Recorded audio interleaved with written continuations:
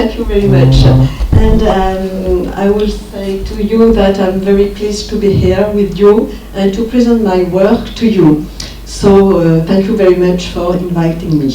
And because of the delay, and because also much has been described this morning by Dr. Martha Corton, I will directly present a slide with my data. So I will go through some of my slides. All is has been say. Voilà. Alors, I will beginning to explain our strategy.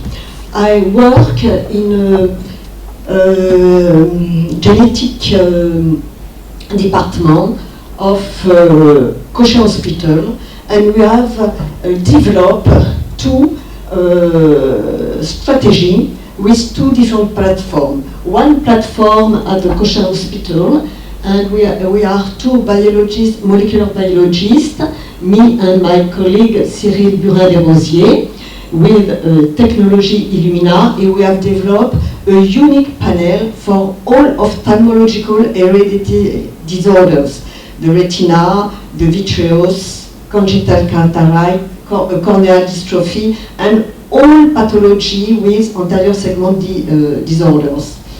And when panel is negative for patient, we screen with another platform, a French national project to develop whole genome sequencing in the clinical setting. That it is free for patient, and we analyze all the data from this genomic platform, and we have a NovaSeq Illumina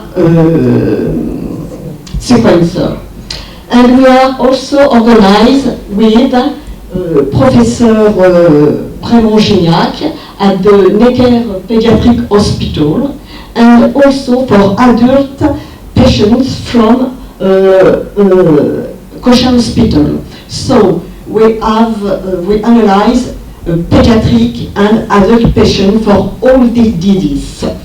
And we have also a clinical geneticist, so we analyze and we discuss with a multidisciplinary approach when we find a variant, and to discuss about its pathogenicity. So we have combined this target gene panel for anterior segment dysgenesis and by whole genome sequencing for negative patients. We have more than 500 patients and families and not patients collect at our laboratory, molecular laboratory, and we have a run every month.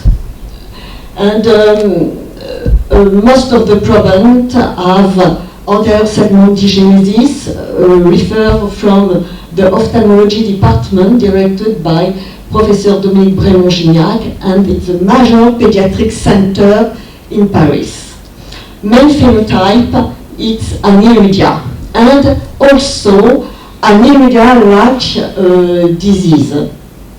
And we analyze always with a trio analysis, parents and parents, to determine the mode of inheritance directly.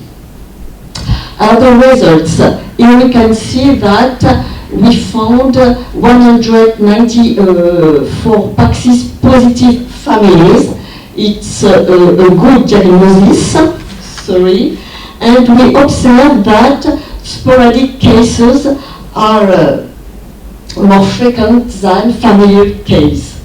And when I say variant, we report only likely or pathogenic variants, c'est-à-dire classified as class 4 or 5 from ACMG guidelines. all causative Paxis variants were germline, except 2 cases, and we are able to detect mosaic case with our NGN panels.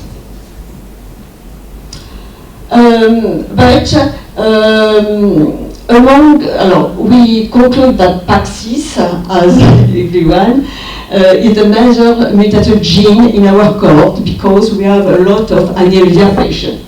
But 26 other genes explain other phenotype of the anterior segment dygenesis, and with 3 major genes, CYP1B1, with 20 cases with typical aniridia and congenital glaucoma also, but not always, it's very often aniridia, FOXC1, 10 cases, and PKX2, 7 cases.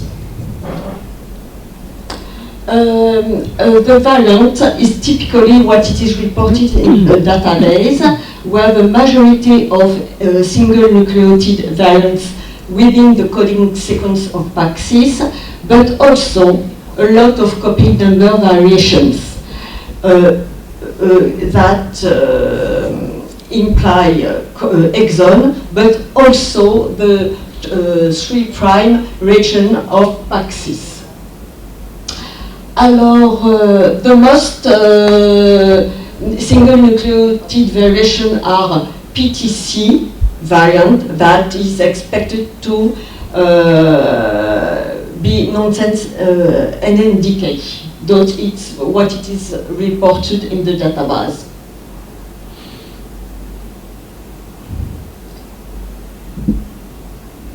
Alors, on this slide, you can see how we detect copy number variation. Sorry. How we detect copy number variation, and we have detect deletion, various deletion. All are not exemplified here, but also duplication.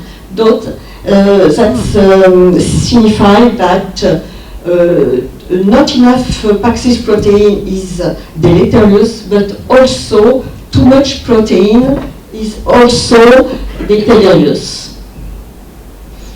Here we also observe copy number variation or structural variation in 6 different genes,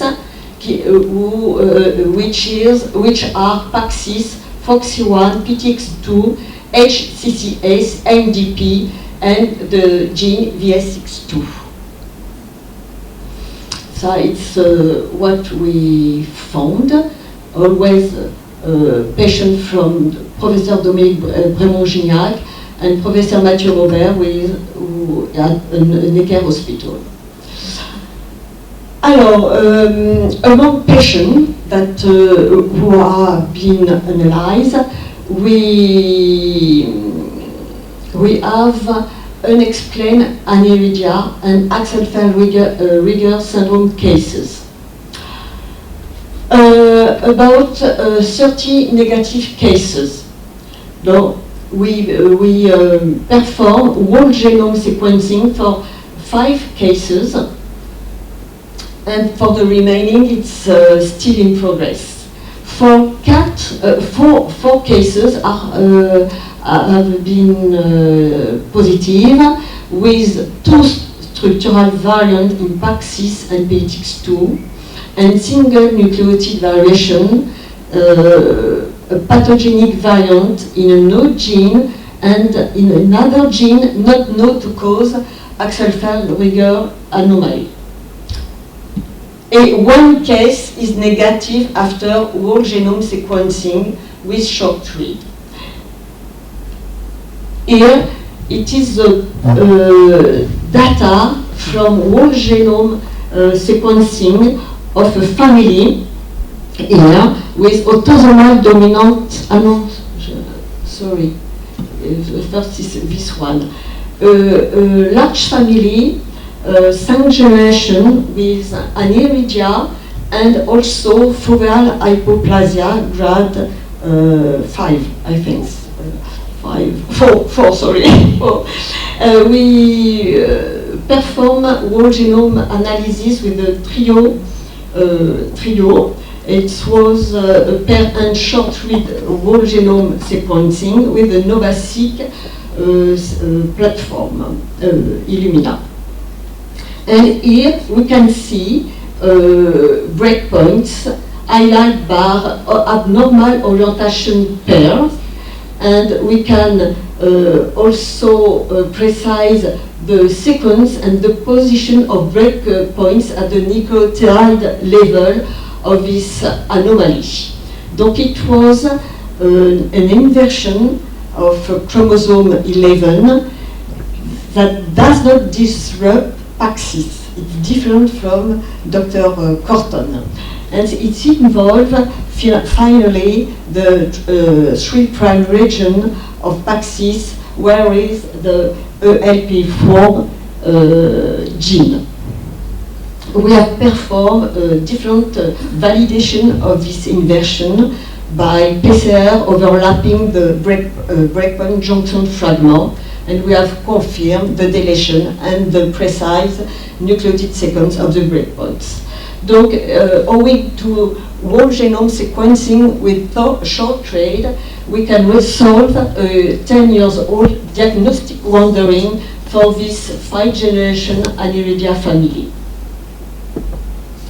Another result case concerns a family with autosomal dominant typical Axenfeld-Rieger syndrome. It's also a patient from Professor Brémond-Gignac. And also we detect only in the proband, affected proband, abnormal orientation pair highlighting breakpoints of the inversion of chromosome 4. And in the same manner, we discover that this inversion does not disrupt PTX2 gene, but is involved in the 5' region upstream of the PTX2 gene, in a region where there is highly conserved regulatory element for PTX2.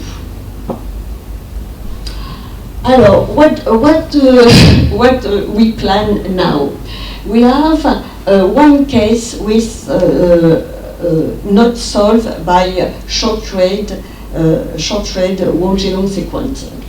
So we think that a lot of structural variants have not been characterized in a negative case, and we don't think that there is a lot of new genes. So we are involved in continuing to search for structural variants by two technologies: long-read whole genome sequencing, like Martha Corton, but also another technical cytogenetic technique, the optical genome technology, which is able to detect structural variants that have been missed by whole genome sequencing. Donc, actually, it's collaboration with Dr. El Khattabi, who is very, very involved in cytogenetics analysis and in this new technology.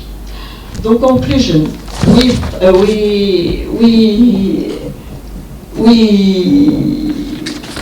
are very